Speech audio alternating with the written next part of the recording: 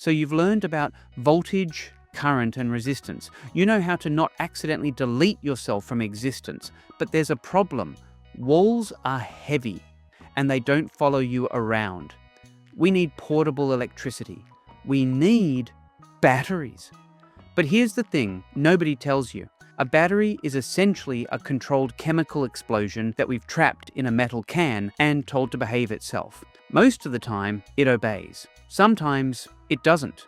That's called a spicy pillow. And if you ever see one, do not hug it. We'll get to why batteries sometimes enter their villain arc. But first, we need to talk about dead frogs. Meet Luigi Galvani, Italian scientist.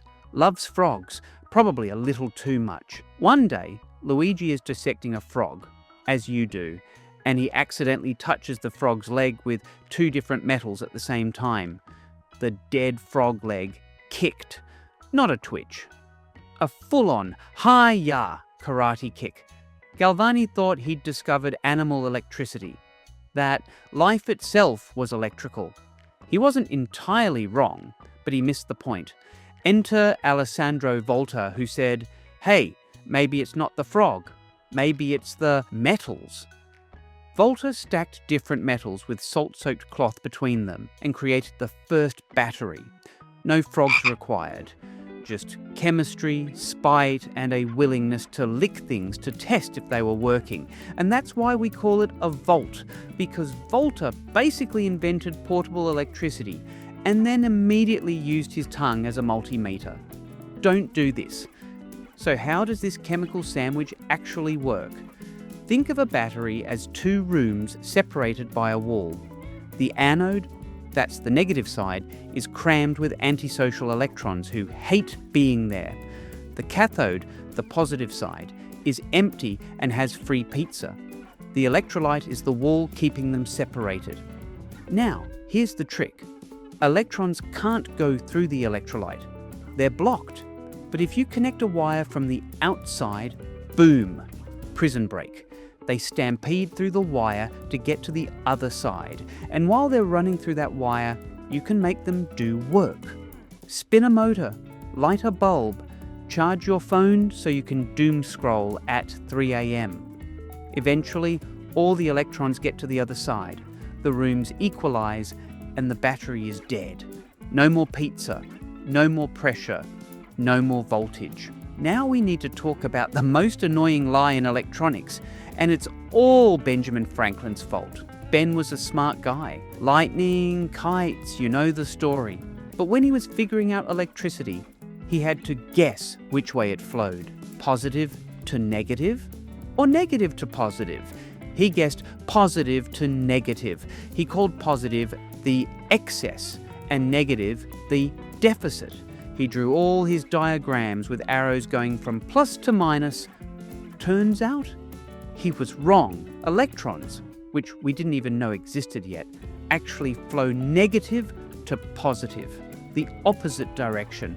But by the time we figured this out, all the math, all the textbooks, all the electrical codes were already written using Franklin's backwards system. So we just kept it. This is why we have two terms. Conventional current goes positive to negative. That's the lie we still use for math. Electron flow goes negative to positive.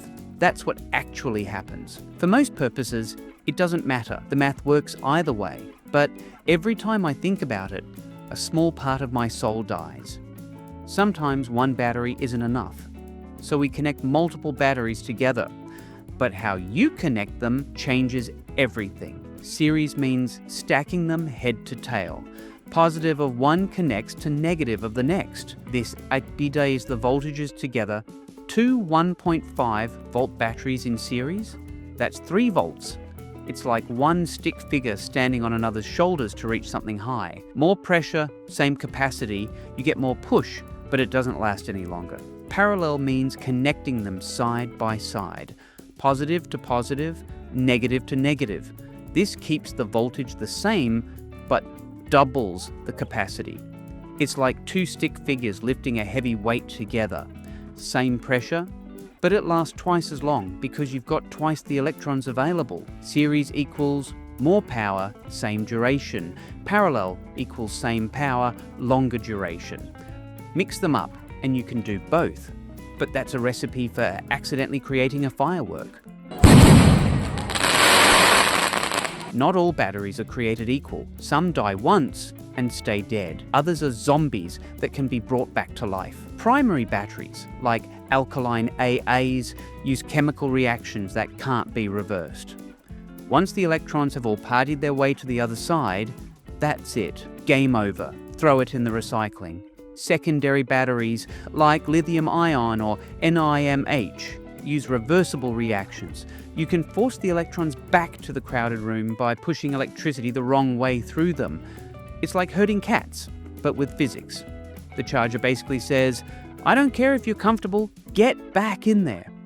But here's the danger. If you try to recharge a primary battery, the chemical reactions create gas with nowhere to go. The battery becomes a spicy pillow, then a spicy bomb.